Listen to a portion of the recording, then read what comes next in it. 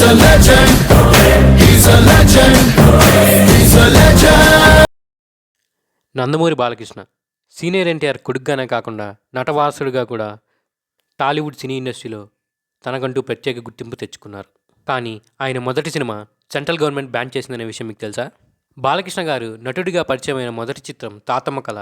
దీనిని ఎన్టీఆర్ గారు నటిస్తూ దర్శకత్వం వహించారు. ఈ చిత్రాన్ని అప్పట్లో కేంద్రం బ్యాన్ చేసింది. ఎందుకంటే అప్పటి కేంద్ర ప్రభుత్వం ప్రవేశపెట్టిన కుటుంబ నియంత్రణతో పాటు గరిష్ట చట్టానికి వ్యతిరేకంగా ఈ సినిమాను తెరకెక్కించారు. దీంతో అప్పటి ప్రభుత్వం ఈ సినిమాపై విడుదలైన 50 రోజుల తర్వాత బ్యాన్ విధించింది. ఈ విషయమై ఎన్టీఆర్ గారు కోర్టుకెక్కారు.